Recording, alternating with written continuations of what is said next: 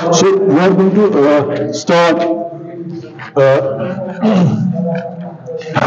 Before we are going to take details of Rutherford's formula, थोड़ा सा मैं आपकी yesterday's diagram I'll rehash it, ठीक है? Because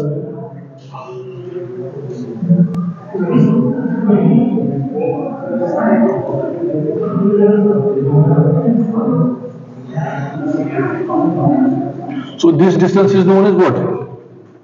Impact parameter, ठीक है? It depends, अगर कोई field नहीं होगा, it will be straight. So particle is coming from infinity, under the influence of field it's going this way, or it's coming from this way, it's going this way, ठीक है? Whichever way you want to imagine it. Or you can also imagine the analogy of Rutherford's experiment. Alpha particle is coming, so it's getting. अब ये है कि it can go this way also. So इसमें जो impact parameter है ना, a particle might come like this. तो perfect scattering हो जाएगी. इतना ये slant नहीं आएगा angle. It might come from one infinity, it might go to another infinity. It might come from plus infinity, it might go to another minus infinity. It depends upon how you choose the quadrant. यहाँ पर कैसे it might come from plus infinity. So whatever the case may be, the point we want to mention is that we want to study in today's class something called small angle scattering. Small angle, it's as clear as, है ना? Small angle में कुछ छोटे angle पे scattering कैसे होगी? तो इसमें जो हमने define किया था, वो defined chi. So when there is no scattering, the particle will come, ये maximum होगा, it will be perpendicular. So in the presence of fields there will be some slant, ठीक है? तो normally जो collision understand करने के दो तरीके होते हैं. Either two particles are coming, they are actually striking.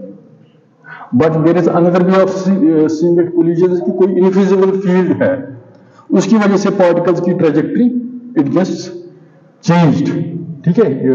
तो the collisions of those invisible field की वजह से, so this is we are taking collision, elastic collisions or scattering. We are scattering due to those that, not scattering with as direct elastic collision. अब in presence of field दूर से ही वो particle को कह रहा है तुम वापस जाओ, ठीक है? जो alpha, in case of alpha particles. अब ये है कि what is the angle? When the field is maximum जब repulsion होगा तो कैसे होगा? Small angle पे अगर scattering होगी तो कैसे होगा? So this is our study. तो small angle के लिए we are trying to study ये chi angle है. There is another angle, if you remember, it was called phi naught. And phi naught को we yesterday also in our calculation, phi naught को हमने फिर theta के साथ भी denote किया था. We wrote phi in terms of theta, and theta was in terms of when m1 was greater than m2 and m was less than m2, ठीक है? So you can see, phi is equal to chi minus 2 pi, ऐसे ही है ना? Phi is equal to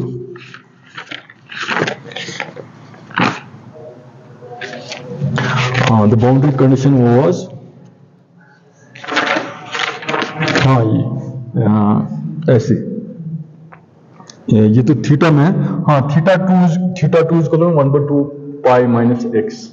So we can have a relationship of theta and chi and phi, ठीक है? So these are all basically parameters. How we can measure chi, phi, rho, ठीक है? All the three things and see the scattering cross section क्या होगा? Scattering cross section क्या होगा?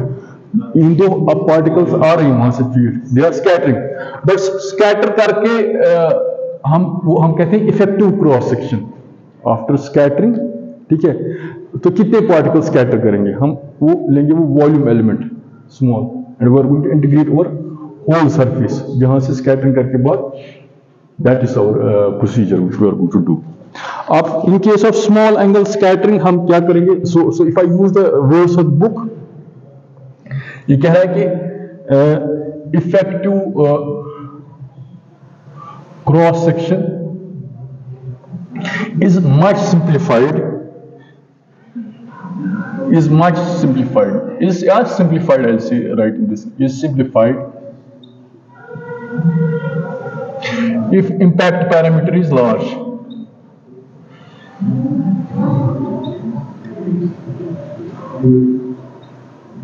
तो ये कह रहा है कि अगर effective cross section if impact parameter is rho is large, ठीक है, ये लार्ज है ना, इसका मतलब क्या है, मतलब ऊपर ऊपर जा रहा है, ठीक है, ये it's coming closer to field और away from, so this is the thing.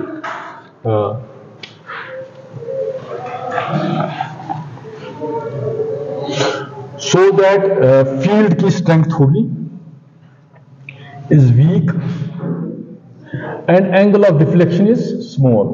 Angle of deflection is small. तो इसका मतलब है क्या, angle of deflection क्या हो गया, ऐसे ना, ऐसे ये ना डिफ्लेक्ट कर रहा है ना, ये it mean deflect like this, ऐसे फिर ऐसे, है ना, different angles of deflection. So what is he saying? So if this impact parameter is small, so the field is supposed to be weak, and that's the point. अब इसमें दोनों calculation कर सकते हैं, एक लैब सिस्टम की calculation भी कर सकते हैं, we can do, and center of mass system की calculation. In center of mass system, the calculations are done taking the effective center of mass and the center of particles. In lab system में calculate, it's you start, you observe from a distance after collisions happen. ठीक है? So we can do this sort of calculation for both cases. अब हम क्या करेंगे काम? What we are going to do? We'll take momentum P1 prime, उसका mass m1 कोई particle का है, and it's being scattered in xy plane. XY plane means अब ये x हो गया, ये y plane. So we are restricting its scattering. So it's not, it's also an idealization. Real particle xy, real particle 3-dimensional space में होते हैं, ठीक है. So for since we are taking a point particle, ठीक है, या we are taking basically effective mass, हम लेते हैं ऐसे m1 m2 divided by m1 plus m2 for two particle systems, ठीक है. तो इफेक्टिव मास जो होता है वो सेंटर पे ही, सो वो टेक उसका मास ऑलवेज सेंटर पे ही रहेगा, centre of mass. So we can say this calculation is restricted in 2 dimensions. अगर 2 डायमेंशंस में रेस्ट्रिक्ट है in xy plane, then we can say the momentum can be written as mv infinity. mv infinity means the particle is coming from plus infinity, or so we can write momentum like this. इसलिए हमने कल collision किया था P1 plus P2. चलो हम P1 को पहले लेंगे. Particle is coming from infinity and it's under the influence of fields. It's scattered. It is scattered. So we can denote momentum like this. अब अगर ऐसे है तो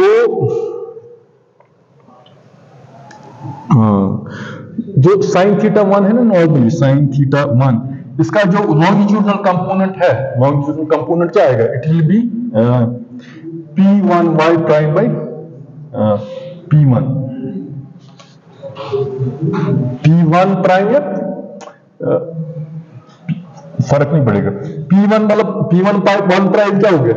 The component along, जिस तरह आप करते हैं ना longitudinal, एक cos डायरेक्शन है, sin डायरेक्शन, तो टोटल sin theta component होगा ये. या basically you can say it is the component of, जिस तरह आप करते हैं ना कोई भी वेक्टर का, v is equal to vx cos theta v by, हाँ तो ये है, हाँ मैं कहता हूँ इसको मैंने यहाँ लाया, you can also write it like this, p1y,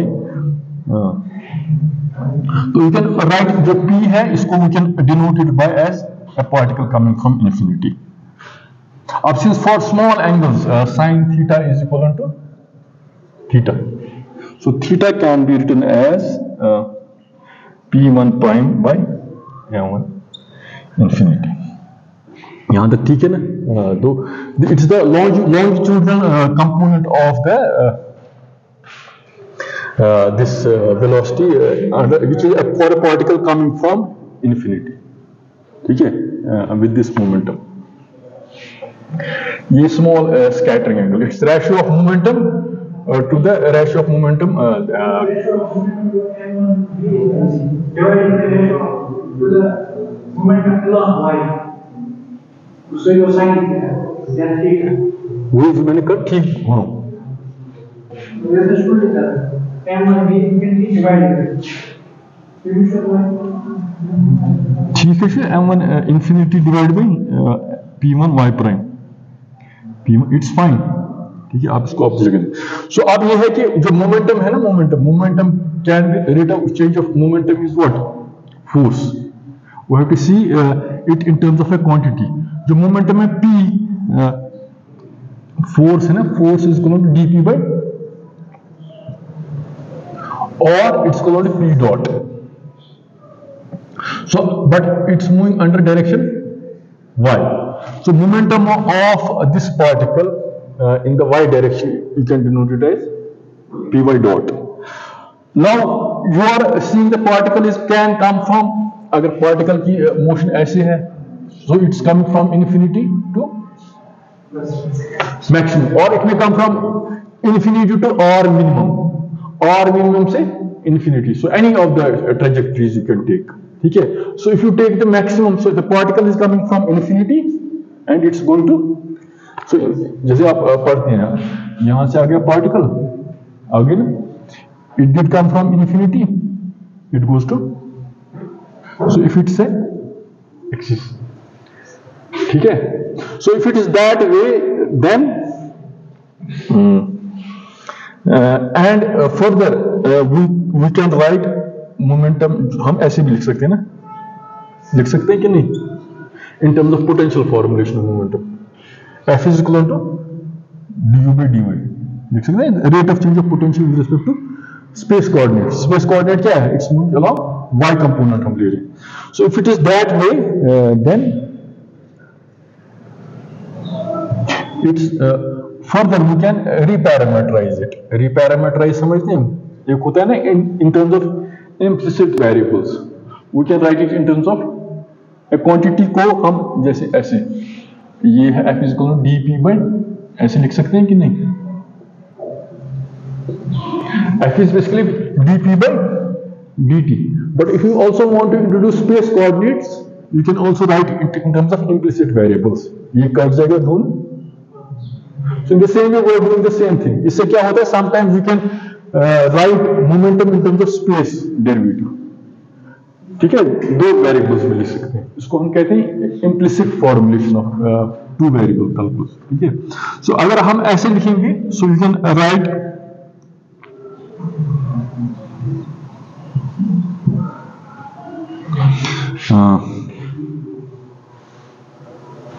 sorry, अब इसको हम ऐसे एक डिवीजन में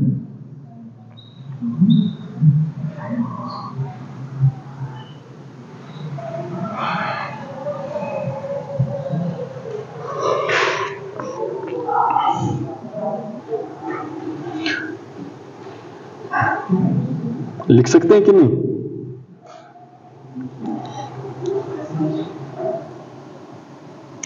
या आई जस्ट राइट इट ऐसे, मल्टीप्लाई में फर्क नहीं पड़ेगा कोई.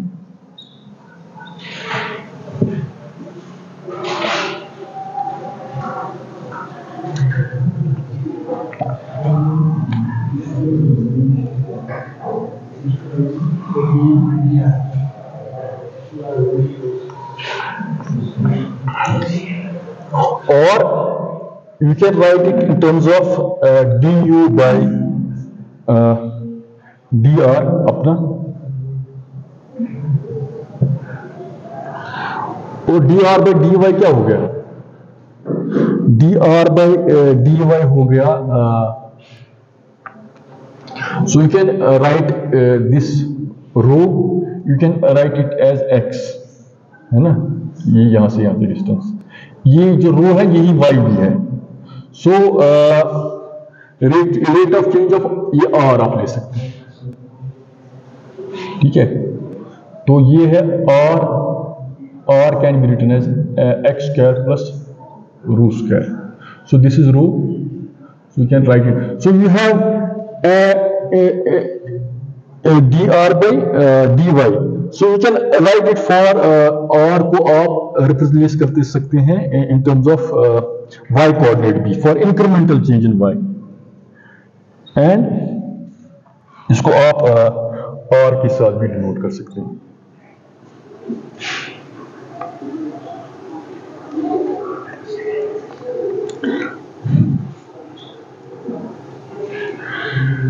So अब क्या है? So since the particle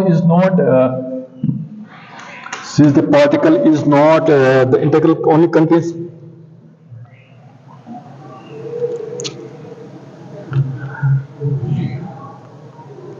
so it moves along the, so you can say if it's impact parameter को आप y के साथ भी denote कर सकते हैं. So it's impact parameter, and the particle is coming, this is impact parameter, can be denoted as rho.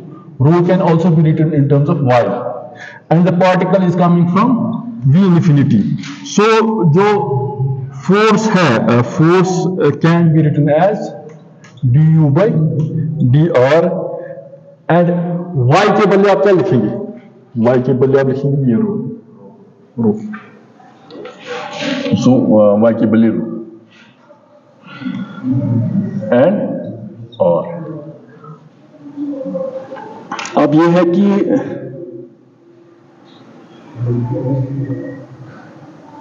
And आप अगर वेलोसिटी है, velocity dt is equal to dx by, लिख सकते हैं कि नहीं?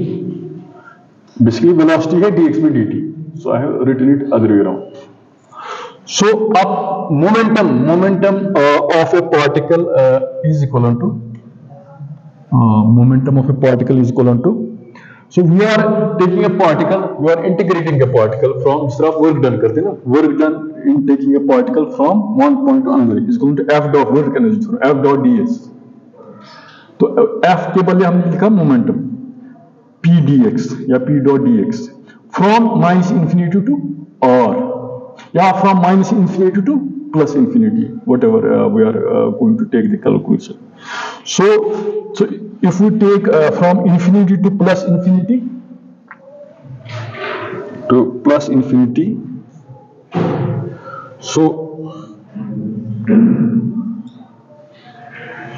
तो ये अपना है, can we write it as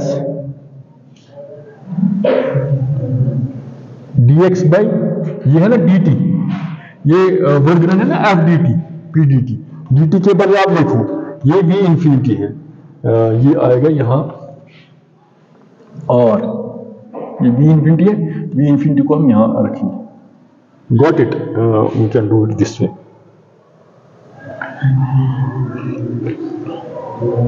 And the integral is from, the particle is coming from minus infinity to plus infinity.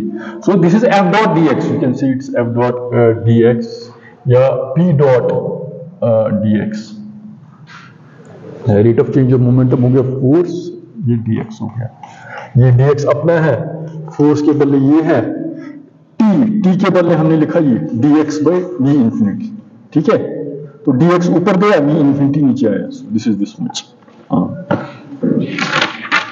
अब यहाँ पर now what we are going to do, we are going to have some integration in terms of variables. Variables हमारे पास है rho, r and x. ठीक है, and this impact parameter may change. ये for small angle scattering कम भी हो सकता है, ज्यादा भी हो सकता है. ठीक है, वही हमको we are studying it for small angle scattering. ठीक है, when the longitudinal component is theta is very small, the ratio of vy to this is small, sin theta is equal to theta. आप उससे खुद calculate करोगे. पहले हमको theta को in terms of phi लिखना है, then you can see it that way. तो अब अगर हमारे पास इंटीग्रेशन है from minus infinity to infinity, so you can say, हमने वहां किया था when we had the equation for a parabola, we had the equation in terms of r minimum and r maximum. ठीक है, यहां हम सिंपली r लिखेंगे, और x, और पहले लिखेंगे r square is equal to x square plus rho square, ये r,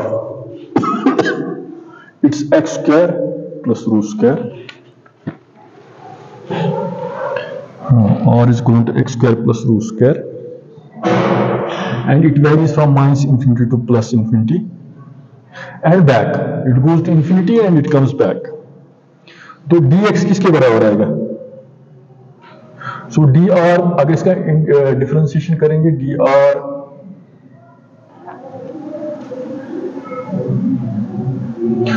तो it will be, this is constant, so it will be r dr is equal to x dx, or dx by dr is equal to r by x, और r by x के बदले हम क्या लिख सकते हैं? ये ना Pythagoras theorem, it's x square plus rho square is equal to r square, तो x square is equal to r square minus rho square.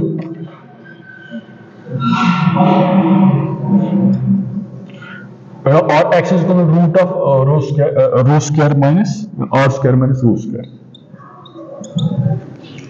अब और x के बदले हम लिखेंगे root of r square minus rho square.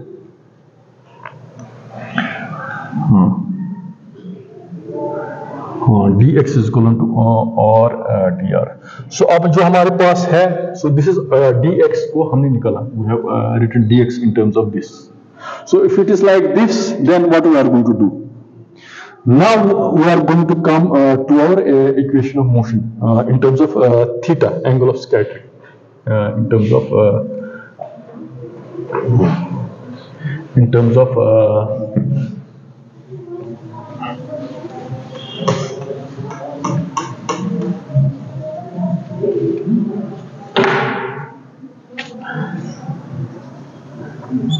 theta 1 is equal to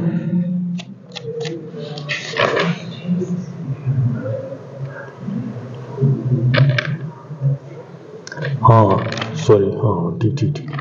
so theta 1 हमारे पास क्या था? ये p1 y prime by mv infinity.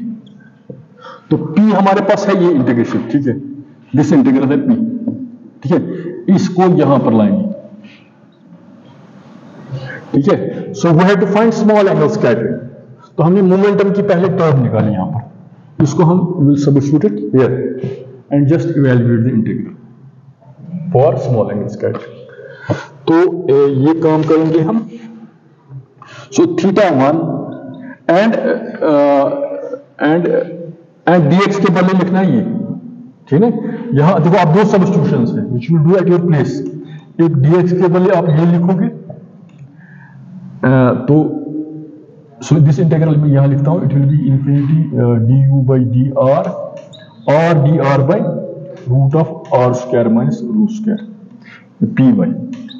अब इसको आप सब्स्टिट्यूट करोगे, p को सब्स्टिट्यूट करोगे यहां पर. So when you substitute it by this simplification, ऊपर नीचे करके आप यहां भी देख सकते हैं du by dr, you can right it, अपनी जगह आप रखो इसको.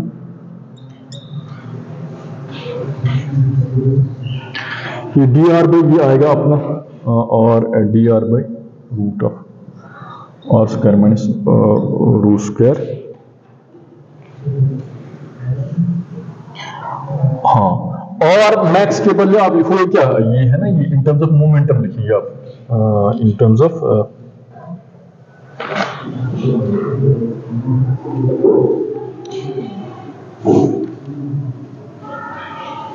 हाँ, ये है रो बाई, ये 1 बाई इंफिनिटी है यहाँ पर, रो बाई इंफिनिटी. अब ये है ना, the particle is coming from infinity. ये है ना simply of 1/2 mv x square is equal to kinetic energy.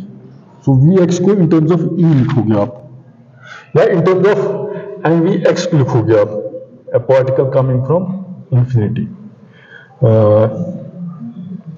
So you can write it as ये ऊपर जाएगा, it will be 2 rho by m1v infinity square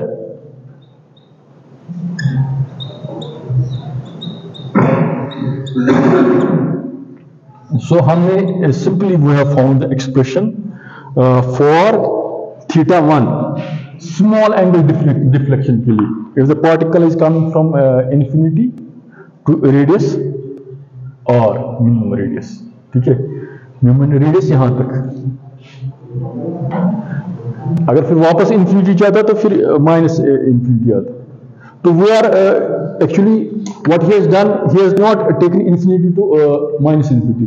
उसने इंफिनिटी एक बार लिखा ना, infinity to R, again R to infinity, दो बार इंटीग्रेट करेगा तो ये आएगा ट्वाइस आर टू इंफिनिटी, वो 2 यहां बाहर इसने निकाला। ठीक है, so it is as if a particle comes from infinity to some point r and r to plus infinity, variable of integration करके वो as if you are integrating the integral from r to infinity twice में। ठीक है, so this plus infinity to minus infinity ये twice में convert हो जाएगी यहाँ पर। तो ये 2 का फैक्टर यहाँ आएगा, ये 2 का फैक्टर आएगा। so this is the expression for the small angle scattering के लिए हमने निकाला। एंड अगेन if we आप इसको करते हैं effective cross section in terms of L system हम करेंगे विद θ1 इंस्टेड ऑफ काइट। अब आप अपना वाला काम करेंगे, क्योंकि हमने पहले वाले में काइट को रिप्रेजेंट किया फॉर इलास्टिक कोलिजन्स 2 केसेस, एक M1, एक तो है M1 is equal to M2, ये दूसरा है M1 M2 और M1 less than M2। If you see the previous problems, फिर हमने ये 2 कैलकुलेशंस में थीटा को डिफाइन, θ1 θ2 को in terms of chi define किया। So now if we want to जो इस रिजल्ट को उसी इन टर्म्स ऑफ थीटा में लिखेंगे तो हम वो जो इफेक्टिव क्रॉस सेक्शन की formula I will just rehash d sigma को हम लिखेंगे, d सिग्मा हमारे पास है रो काई d रो बाई साइन काई d काई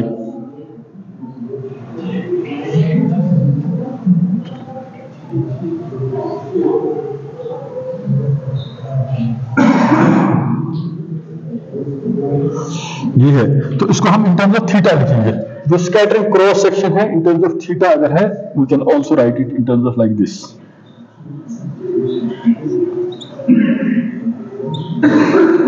सो this is to give the flavor of this book is incomplete without doing their solved problems। ठीक है, अब solved problems को भी कैसे करना है, ठीक है। So at least in solving the solved thing, you should imagine the difficulties जब originally ये research problem हुई फिजिक्स की, जब ये डिस्कवर नहीं हुआ था। अब जब जो चीज किताबों में आती है, it's something known, you can reproduce it everybody। So you should imagine the person who has done, पहली बार जिसने कैलकुलेशन की है, जैसे इसने ये वाली प्रॉब्लम है ना, प्रॉब्लम 7, ये 1953 में किसी ने की है फर्स्ट टाइम। ठीक है, अब यही कह रहा है यहाँ पर, इसमें भी बहुत सारा चीज है। फॉर एग्जाम्पल ये कह रहा है डिराइव फॉर्मूला 23.3 फ्रॉम 18.4। 23.3 फॉर्मूला जो है ये वाली जो हमने लास्ट में निकाला, ये स्मॉल एंगल स्कैटरिंग की जो फॉर्मूला है, इसको ये कहता है 23.4। ये कह रहा है डिराइव फ्रॉम 18.4। 18.4 है, हाँ अगेन 18.4 है, ये जो famous from the equation of motion, equation of motion जो हमारे पास थी।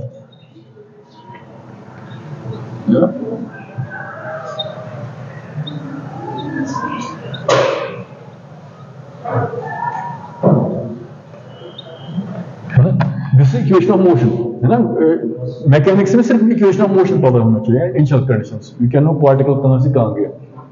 अब ये इक्वेशन ऑफ मोशन है because the particle is traversing under angle phi naught, है ना, ऐसे बाउंडेड पोटेंशियल में 1/r²। तो इक्वेशन ऑफ मोशन दी है, ये क्या है, फ्रॉम दिस इक्वेशन क्या कह रहे हैं ये, और the problem says in order to derive formula 23.3 from, ये कह रहा है यहां से यहां तक आप पूछो। So in physics there are many ways of doing that। अब यहां से यहां तक कैसे, you have to simply again no, इस तरह हमने यहां किया ना, minus infinity two plus infinity को हमने इन टर्म्स ऑफ ट्वाइस और टू इंफिनिटी लिखा। ठीक है, तो आप इंटीग्रल को ब्रेक करोगे 2 इंटीग्रल्स में, It's done in the book. So we'll write phi naught in terms of R minimum. So phi naught, so it's written here. आपका काम सिर्फ ये है, at least he has written phi naught in terms of impact parameter. कोई particle R से आ रहा है रो तक.